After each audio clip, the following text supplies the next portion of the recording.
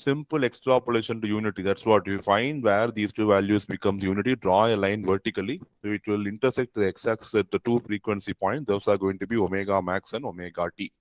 So your approximate value of omega t is given in terms of this one.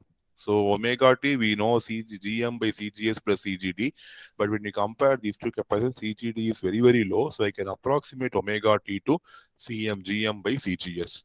And substituting the expression for Gm, substituting the expression for Cgs, you can simplify and you'll get the expression for omega t, the unity current gain frequency. So 3 by 2 mu n Vgs minus Vt by L square.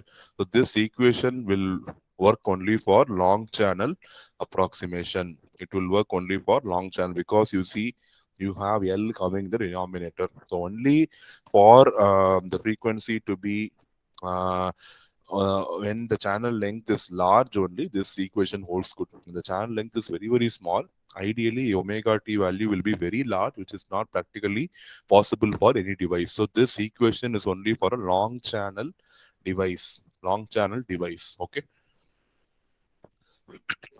Next one, we have seen two regions. One is linear region and second one is saturation region. We have one more region called as weak inversion region. So this region also should be clearly understood when the MOSFET is studied. So the device, when in a simple MOSFET model, the device conducts no current until an inversion layer forms. You know that until a depletion layer is formed, the current, the channel depletion layer means the channel is formed, the current cannot flow through the channel.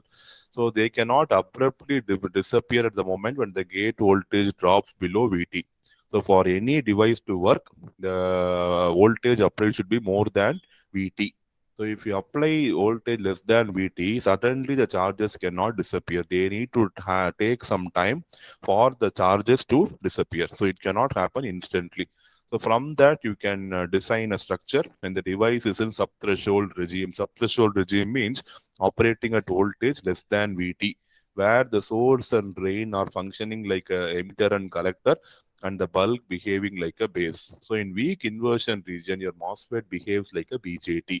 So when you operate the gate voltage, when VGS is less than VT, your source will resemble like your emitter, your drain will resemble like your collector, and the substrate will resemble like your base. Because gate voltage is very small, that is going to be insignificant. So gate terminal is not used in your device. So the source becomes your emitter, the drain becomes your collector, and the inverted region becomes your base. So as VGS goes below threshold, the current decreases exponentially.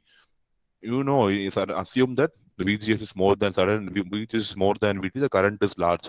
When suddenly VGS drops less than VT, the current also drops exponentially, just like your bipolar junction transistor. Just like your bipolar junction transistor. So rather than dropping at 60 millivolt per decade, however, the current in all MOSFET drops slowly. Okay, so the in BJTs the current dropping rate is very, very fast, but in MOSFETs the current drops very slowly in the rate of 100 millivolt per decade because of the capacitive voltage division between the gate and source. Because of all these capacitance, voltage division occurs, and that causes the current in all MOSFETs to drop more slowly, and the circuit exhibits poor frequency response because the MOSFETs have smaller GM in the region of operation. So generally, subthreshold or the weak inversion region is not preferred, and because the circuit is going to operate at a very, very smaller amount of voltage, so the circuit is going to have a very poor frequency response, and the MOSFET also has a very small GM in this region of operation. The trans conductance value is going to be very, very minimal.